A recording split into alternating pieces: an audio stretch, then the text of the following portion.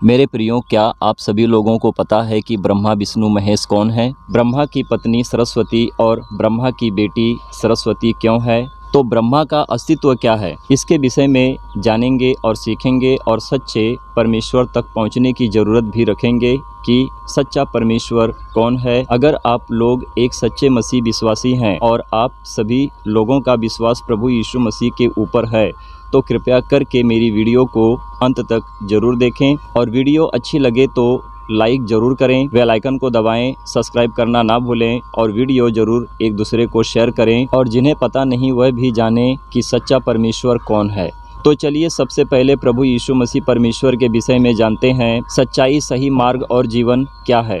और जब हम पवित्र शास्त्र बाइबल का अध्ययन करते हैं, नए नियम और पुराने नियम को पढ़ते हैं, तभी हम प्रभु यीशु मसीह में सच्चे परमेश्वर तक पहुंचते हैं। जब हम उत्पत्ति 3:17 पढ़ते हैं और यहाँ पर लिखा है, और आदम से उसने कहा, तूने जो अपनी पत्नी की बात सुनी और जिस वृक्ष के फल के विषय में मैंने तुझे आज्ञा दी थी कि तू उसे ना खाना, उसको तूने खाया है, इसलिए भूमि तेरे कारण श्रापित है, तू उसकी उपज जीवन भर दुख के साथ खाया करेगा। देखिए उत्पत्ति 3:18 में लिखा है, और वह तेरे लिए कांटे और ऊँट कटारे उगाएगी और तू खेत की उपज खाया करेगा।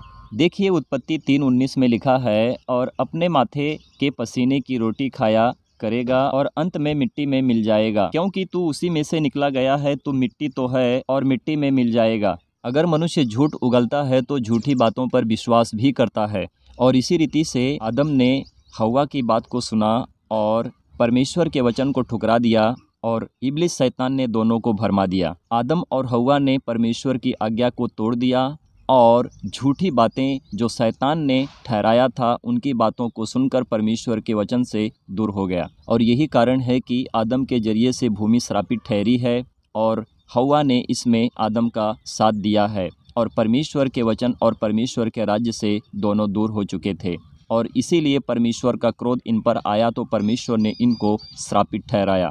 और परमेश्वर ने आदम से कहा कि तू जीवन भर जब तक जीवित रहेगा तब तक तू मेहनत करेगा, अपने पसीने की रोटी खाया करेगा, और वही ज़मीन तेरे लिए ऊँट कटारे उगाएगी, तू उनके साथ सारे कामों को करेगा, व्यवस्थित रखेगा, फिर तू अन्न को ग्रहण करने पाएगा। और उसी खेत में जो बीज तू डालेगा उसे तू साफ करेगा, मेहनत करने के बाद तू अपने लिए अन्न को खाया करेगा। मनुष्य जब मेहनत करता है तो अपने माथे की पसीने की रोटी खाता है, और जिस रीति से परमेश्वर ने ठहराया है कि मनुष्य मिट्टी तो है और वापस मिट्टी में ही मिल जाएगा, तो अवश्य है कि मनुष्य जब इस पृथ्वी के ऊपर जन्म लेता है तो उसका मरना भी अवश्य होता है, परंतु शरीर तो मरती है, आत्मा परमेश्वर के पास चली जाती है।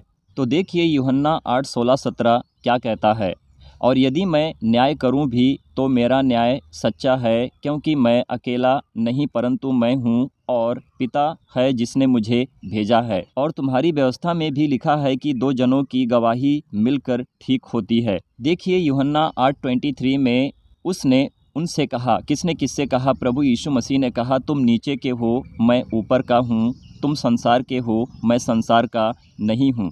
यूहन्ना 8:24 कहता है, इसलिए मैंने तुमसे कहा। किसने किससे कहा? प्रभु यीशु मसीह ने कहा कि तुम अपने पापों में मरोगे, क्योंकि यदि तुम विश्वास ना करोगे कि मैं वही हूँ तो अपने पापों में मरोगे। देखिए यूहन्ना 8:25 क्या कहता है, उन्होंने उससे कहा, तू कौन है? यीशु ने उनसे कहा, वही हूँ जो प्रारंभ से तुमसे कहता आया हूँ। और इसी रीति से शास्त्री फरीसी जो यहूदी थे, प्रभु यीशु मसीह को परखने के लिए, उन पर आरोप लगाने के लिए हर तरीके की बात उठाकर उनसे बात करते थे। तो यहूदी शास्त्री फरीसियों ने प्रभु यीशु मसीह से पूछा कि तू कौन है, कहाँ से आया है? तो प्रभु यीशु मसीह ने इसी बात को दोहराया कि तुम मुझे नहीं जानते, अगर जानते तो इस रीति से तुम मुझसे बात नहीं करते। मैं वही हूँ और वहाँ से आया हूँ जिसने मुझे भेजा है, और मैं वही हूँ जो तुमसे प्रारंभ से कहते चला आया हूँ कि मैं आदि और अंत हूँ, मैं ही अल्फा और ओमेगा हूँ। प्रभु यीशु मसीह ने जो बातें कही थी, फरीसियों, शास्त्रियों और यहूदियों ने समझने की कोशिश ना की, परंतु आरोप लगाने के लिए सारी बातें प्रभु यीशु मसीह से कहते और पूछते थे। और वहाँ पर जितने लोग थे, प्रभु यीशु मसीह ने उनके सामने कहा था, जगत की ज्योति मैं हूँ, और जो मुझे जान लेगा वो अंधकार में ना चलेगा परंतु उजाला पाएगा, जीवन की ज्योति पाएगा। तो प्रभु यीशु मसीह कहते हैं कि मैं किसी का न्याय नहीं करता, अगर न्याय करूं तो भी मेरा न्याय सच्चा है, क्योंकि मैं नीचे का नहीं परंतु ऊपर का हूं, ऊपर से आया हूं। मैं अकेला नहीं हूं परंतु मैं हूं और पिता अर्थात परमेश्वर है जिसने मुझे पृथ्वी के ऊपर भेजा है। और तुम्हारी व्यवस्था में भी लिखा है कि 2 जनों की गवाही सही और सिद्ध होती है।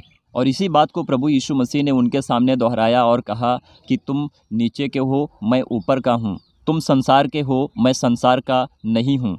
तो प्रभु यीशु मसीह ने यही बात दोहराई कि अगर तुम मुझे नहीं जानोगे तो मैं सच कहता हूँ कि तुम अपने पापों में मरोगे।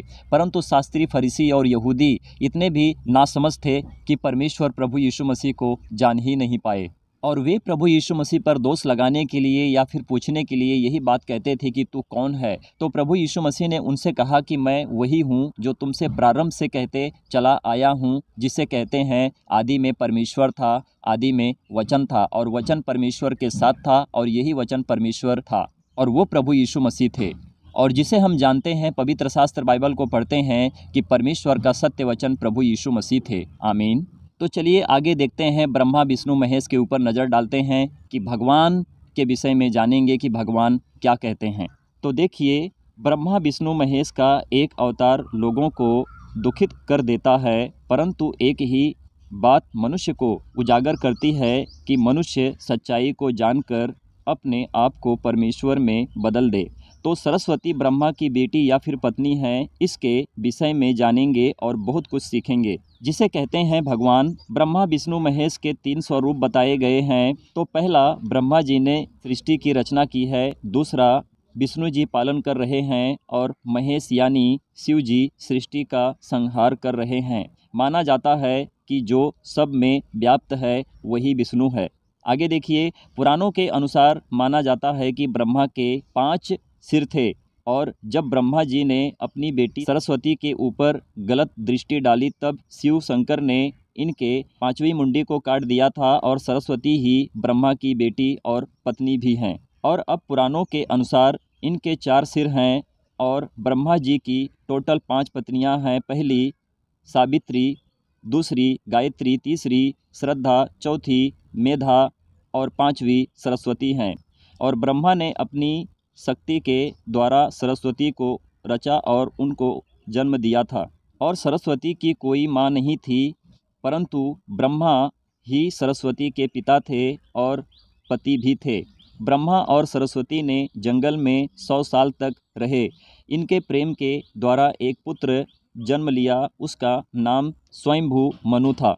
भारतवर्ष के 2 ग्रंथों में लिखा है, सरस्वती पुराण और मत्स्य पुराण। ब्रह्मा जी ने अपनी बेटी के साथ ही गलत संबंध संभोग किया है और सरस्वती को ब्रह्मा जी अपनी अर्धांगिनी बनाने के ख्वाब देखा करते थे। नई दिल्ली पुराणों के अनुसार ब्रह्मा जी की पत्नी माँ सरस्वती देवी है और पुराणों के ही अनुसार ब्रह्मा जी ने एक और स्त्री से विवाह किया था जिनका नाम माँ गायत्री था। यह गायत्री देवी राजस्थान पुष्कर की रहने वाली थी।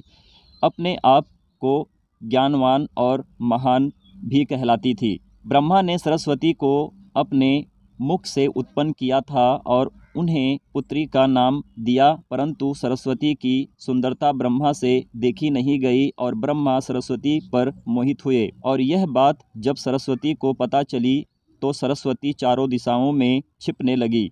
परंतु ब्रह्मा जी ने आखिर सरस्वती को ढूंढ निकालते हैं और सरस्वती को बेबस होकर उनसे शादी करनी पड़ती है और चारों दिशाओं में 5 सिर वाले ब्रह्मा जी ने सरस्वती को ढूंढ निकालते हैं और उनके साथ विवाह भी करके अपनी सफलता प्राप्त कर लेते हैं। तो देखिए, हिंदू धर्म के भगवान भी कितने कमाल के हैं, तभी तो संसार आज इस तरह से कितने आगे निकल चुका है।